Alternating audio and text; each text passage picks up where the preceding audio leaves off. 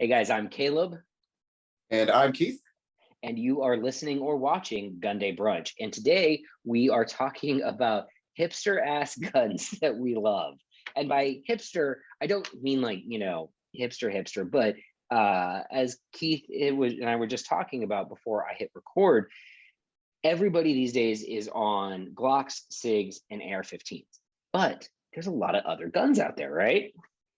There are a lot of other guns out there. And gratuitous post of our sponsors here for a quick second, because I have to do that. They pay us. Quick shout out to Aero Precision, Rocky Brass, and DeSantis Gun Hide for making our hipster gun talk possible. And we promise we're not just talking about CZs, guys, although CZs are.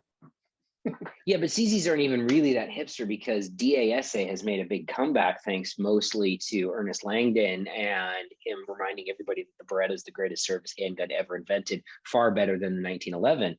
If you'd like to send me hate mail, it's caleb.giddings@gmail.com. I felt a disturbance in that boomer force right there. I mean, it is better, but back to the original point is that Glocks are great. SIGs are, well, we want SIG to sponsor us at some point, right? So SIGs are fine. I happen to like SIGs. I'm wearing a 229 right now. So okay, P series SIGs are great. I will never ever talk crap about the P series SIGs. I love them. This is a true story.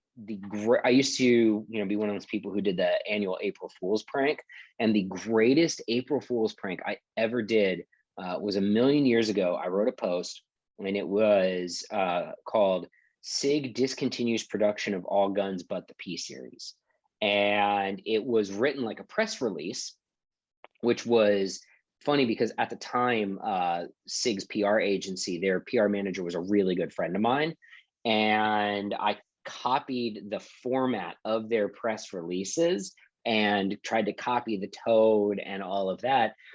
And the first two paragraphs looked legit, right? Like Sig Sauer announces at this time that they are discontinuing production of all non P series handguns to focus on the lines that made them great or whatever. And then like 2/3 of the way in, there was a line that said SIG CEO Ron Cohen personally took naughty CNC machines that were making rainbow plate P238s offline, scolded them for being bad, and had them recommissioned to make P229s. Right? Like, there's your line. There's your line. Nailed it right there. So anyway, I forgot that people don't really read. And this post had been up for about 3 hours, and my phone rings, and it's SIG's PR manager, and he goes, "Hey, people are calling SIG's headquarters in New Hampshire, asking them why they're discontinuing guns. Can you put like a big 'this is a joke' at the top of this post for me, please? Because now SIG is calling me, and I don't want them to call me." And I was like, "Yeah, my bad, homie." Hold on. Satire. Unfortunately, in firearms journalism, we sometimes have to do that. We have to give the big satire disclaimer, which sometimes ruins the joke a little bit, but it also keeps people from panicking. Oh my God. And that was that one moment where like I was definitely drunk on my own power too. In that moment, I was like, I can do anything.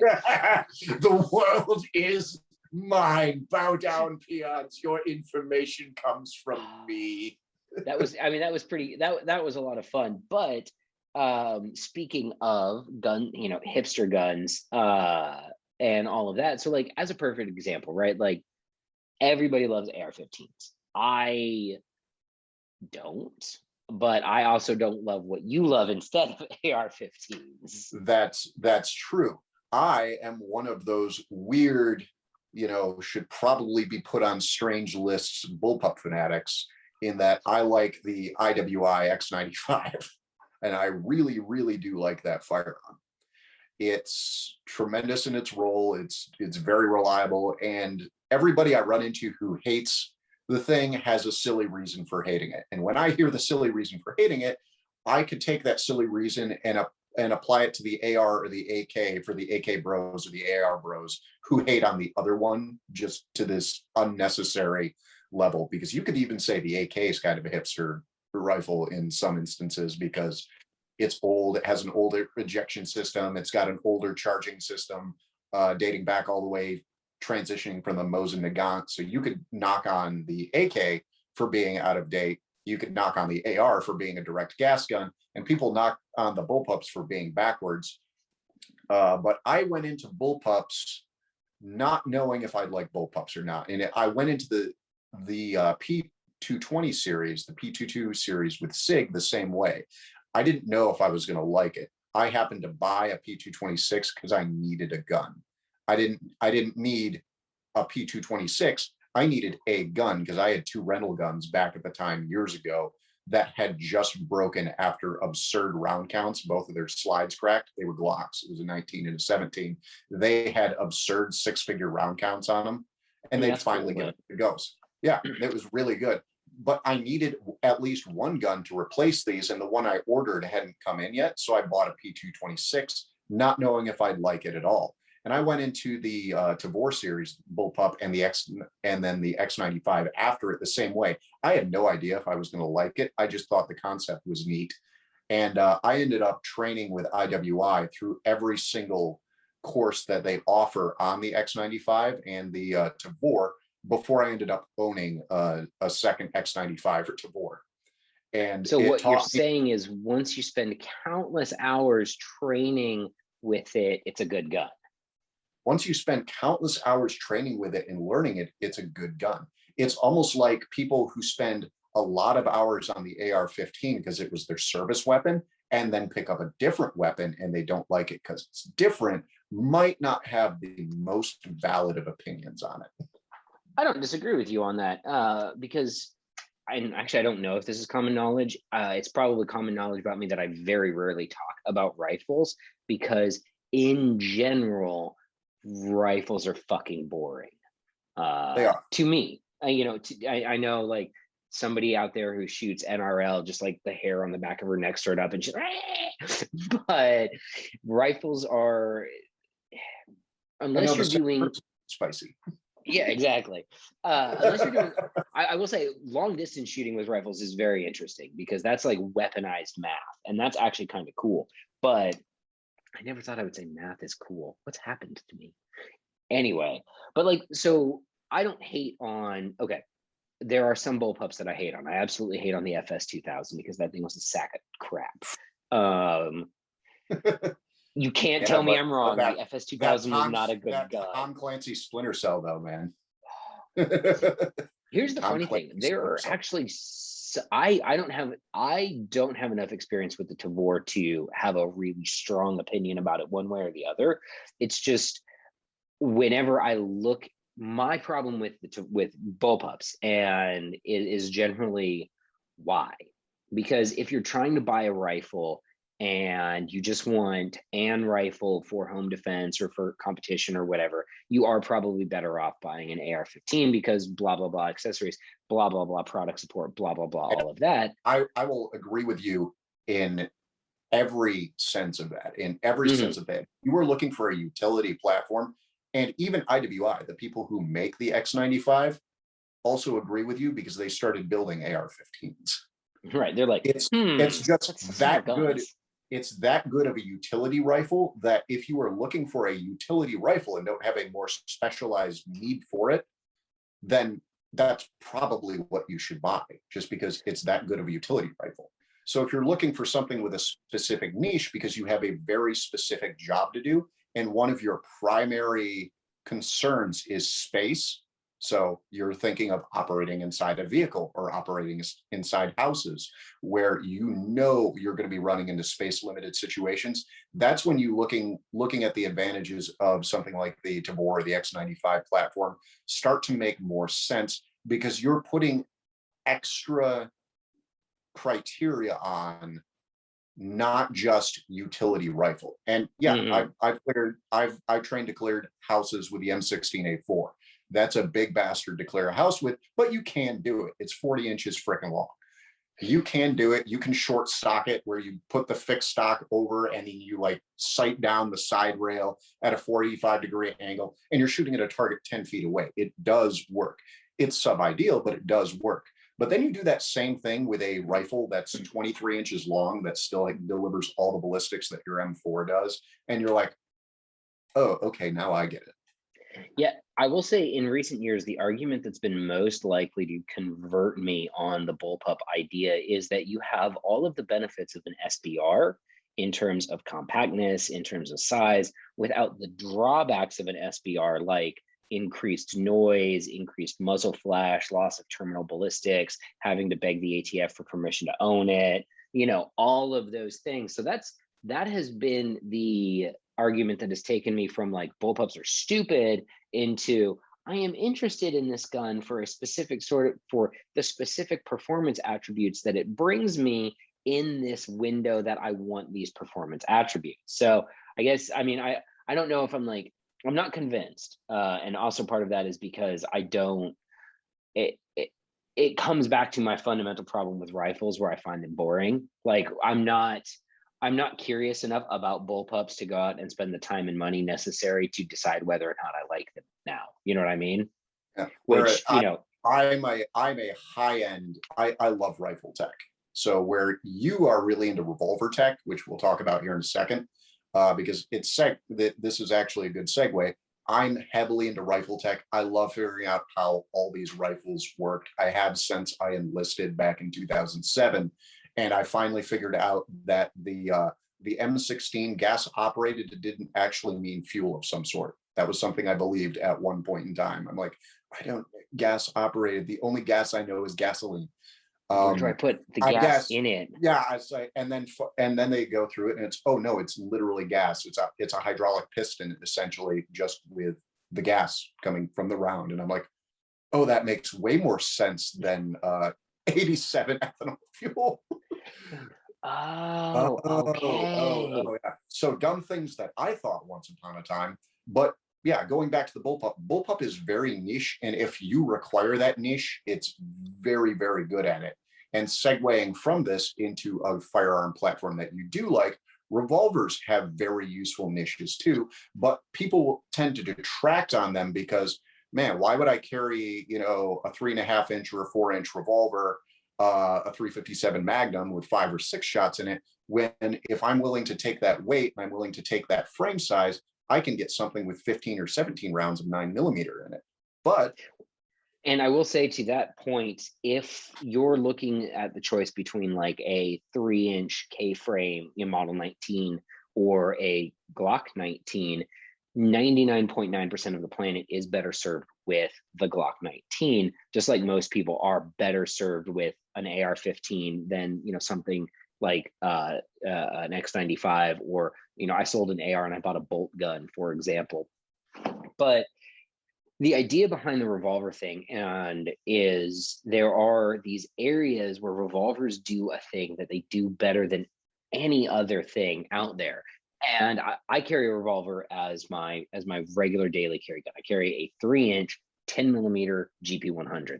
That is a bit of an affectation, and I'll be fully honest about that, because there's nothing that I can do with that specific gun that I couldn't do better with, say, a Glock 19, with the exception of shoot a bear, because I can't put 10mm in a Glock 19. But I digress. 10mm best millimeter. Anyway, but where revolvers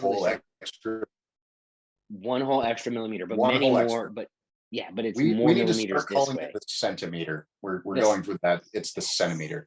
Yes.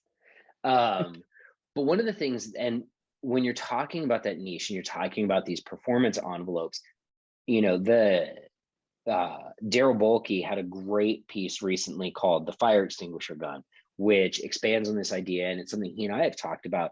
Of the revolver is almost the perfect gun for the person that's never going to go to the range and is never going to get any training, and they just want a gun. They want a gun the same way they want a fire extinguisher, where if their house is on fire, or the kitchen's on fire, they pull out the fire extinguisher, pull the pin and go whoosh. Or if somebody kicks down the door at 2 a.m., they grab it, they point it, and they go, ah! And then they can very easily identify whether or not it's loaded or unloaded. And revolvers really are perfect in that niche, because It's extremely easy to load. It is extremely easy to verify if it's loaded or unloaded. It's easy to unload.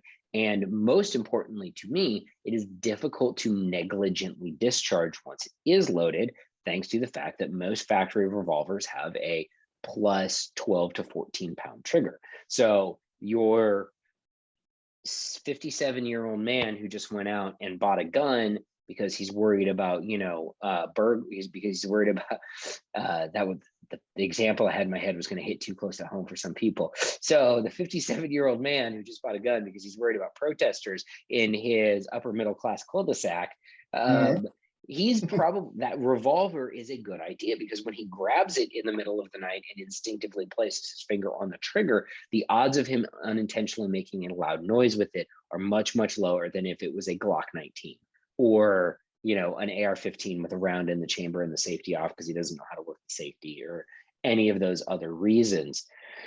I think that's not that we want to say, well, reinforcing failure without a negative result is what we want to go with. No, but let's face facts here. We're playing to the whole mass here, and it comes down to that. And that's another reason that I tend to like double action, single action pistols, like the Beretta 92 and like the SIG P22 X series, the 6, the 9, the 8, the 220, that whole thing, is because when you give it to that person who is probably going to make more mistakes, the likelihood that the negative outcome happens is lower. And the revolver is very, very good at that. The flip side of that argument people tend to say is like, well, what if it's an elderly person who doesn't have the hand strength or the wherewithal to actually work that trigger? And that's when you have to get into that flip side of trusting the consumer enough to make that choice and realize, and then trusting the industry enough to help them out and say, look, we have to make sure that you can actually operate this gun, because it is an easy one to check. It is an easy one to work. And as long as you do have the wherewithal to work the operating bits, it's going to be a gun that can work for you, even if you don't shoot it a lot. That fire extinguisher example is excellent in that regard. But it's one of those that you would have to check yourself and like, okay, if you don't have the hand strength for a double action J frame or a double action K frame, there's no size limitation on a house gun, really. So if you don't have the hand strength for that, well, then we're looking at maybe a 22 with a thumb safety or right, some other variation that fits this user's specific need. Because what I find, and this is one of the things that the hipster guns get into, is what I find is people like to paint with the broad brush, and then they like to pick a specific example that negates the broad stroke. It's like, all right, broad stroke, everybody should have a Glock 19 or a SIG P320 and an AR-15. When we get into the narrow examples, it's like, oh no, here are all these various different things, these various different situations in which the AR-15 isn't the right gun, or the pump action 12 gauge isn't the right gun, or the Glock or the SIG isn't the right gun. Where the revolver is the right gun, or the bullpup, the X95 is the right gun, or name another quirky, or a bolt action, a long range gun is the right gun because the AR-15 can't do it. There are all these niche examples, and when you start getting into your very specific reason you own this gun, reason that this gun exists in your inventory, that you can, as long as you did it smart, you can justify anything you want. Yeah, absolutely. Pause 1 second. I do enjoy being able to come back and edit these. It's one of the advantages of not doing this live. That's one of the reasons that as soon as we started setting this up and we were going to record it, I was like, oh, thank God. Like, eventually we might be able to do this live, and eventually we might have the script and wherewithal in our brain housing groups here to do this live, but I can't fucking do it. No, live I have to do edits. I've done a ton of live shit and it's a nightmare. All right, and we'll be back in 3, 2, 1. So one of the things I also like about revolvers, and to that specific example, revolvers shine when you're dealing with specific examples. Just like the bullpup shines when you're dealing with specific use cases and specific examples. That broad brush that we like to paint with, it exists and it works because most people fall into that category. Most use cases fall into categories that are covered by those broad brushes. And you did sort of touch on one of my pet peeves where, you have like the arthritic granny who can't pull a DA trigger and can't manipulate the slide on a gun. And my challenging answer to that will maybe get me canceled is a gun really the best fucking thing for her? But that's a completely different conversation that I think sometimes we struggle with Did having. you just challenge her Second Amendment right? No, Maybe if she her wants to buy ability, it, not she her can. right. Yeah. And that's a complete, we could do a whole episode on, do you really need a gun for this? But I don't want to lose all of our sponsors in the first few months. So, but back to the niche and back to that idea is, you get, and this is a concept I've talked about a lot, where with certain types of guns, certain guns, you almost end up with a utility curve where, for revolvers especially, they're very, very useful to the extremely unskilled user who has no intention of getting more skill. And then as you get more intent and you get more skill, they become less and less and less useful. And again, if you guys are listening to the audio version of this, you can't see the U shape that I'm drawing there. I have a video that's called Are Revolvers Relevant for Concealed Carry? You can search that out. It'll pop up, where I talk about this in great depth. But down here at the bottom of the U, you're a fairly skilled shooter. And at this point, revolvers have lost most of their utility to you because they are more difficult to shoot well. They're slower to reload. They're not going to get you cool guy Instagram points. So down here, they're not that useful. And then as you start to become more skillful, you suddenly discover all of the neat things, the very neat niche things that revolvers are great at, like entangled gunfights, extreme accuracy at intermediate distances. The fact that revolvers are much more tolerant of neglect than abuse is a perfect example. I talked to Daryl Bulkey a lot about wheel guns. One of the things that he noted in the many police shootings that he was involved with or around during his time in Southern California was that when they had revolvers, there was never a shooting that they had where the gun didn't fire, where all of the rounds in the gun that it needed to fire weren't fired. So basically, if the shooting needed 3 rounds, they got through 3 rounds. If it needed 6 rounds, the gun always got through the 6 rounds. When they switched over to semi-automatics, that wasn't true anymore. And they had shootings where the guns would go down after 5 or 10 rounds. And it wasn't an inherent fault with the guns, but revolvers are very, very comfortable to being fired with compromised grips, from compromised firing positions, all of the little wonky things that can happen when you're really fighting somebody. Revolvers are less susceptible to those than semi-automatic pistols, which again, probably doesn't outweigh the benefits of having 17 plus rounds and being able to reload it in 1.5 seconds if you know what you're doing. But in those niche performance areas, revolvers tend to shine over semi-automatic pistols. But we're talking about niches here. We're talking about things that probably aren't going to matter to the vast majority of the gun owning and carrying population. But if you're like me, they do matter. And especially within one area where the revolver really kills is concealed carry in non-permissive environments, in places where there are high social consequences if you're caught with carrying a gun, for example. Yeah, and that's one of those situations where if you start getting down into the semi-automatics that have the same profile, you've lost a lot of the benefits that people don't ascribe to semi-automatics that they have. One of the biggest things that semi-automatics have when you're carrying them is if you're carrying a mid-size or a full-size gun, you've got that capacity. If you're carrying the mid-size or full-size gun, you also have the frame that gives you all those shooting benefits where it's easy to shoot, it's easy to reload.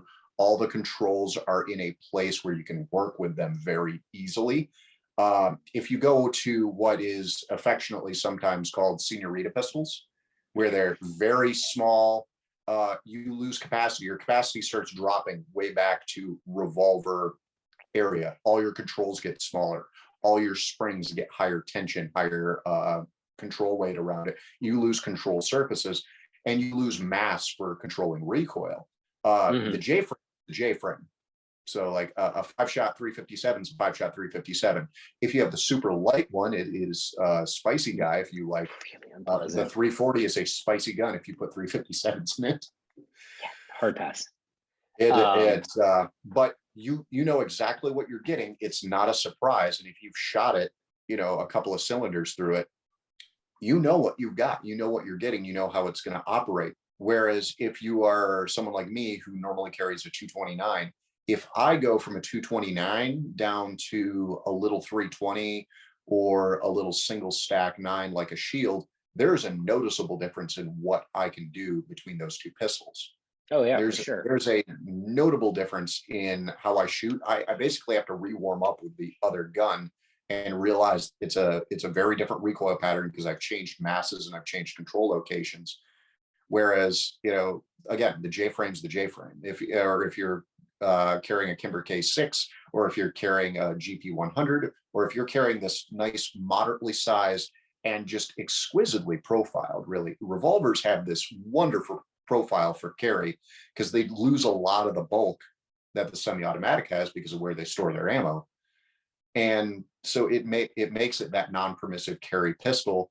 It's very discreet, it's very comfortable, and if you have a clue of what you're doing with it, it's probably more than you're going to need. So you Mhm. are covered. You brought a gun to the possible gunfight. You're ahead of a lot of the curve there already. People win gunfights with guns they shouldn't win gunfights with all the time. It's And very and true. the critical thing was they showed up ready to use it. It didn't matter what type of goofy 22 or little, NAA Derringer or whatever they brought to it. They brought something and were willing to use it, and that was enough of an edge to reach the positive outcome. Could they have done it better? Sure. We can, Monday morning quarterback all these events all the time. There are people dedicated to doing that, looking at and taking apart these different scenarios.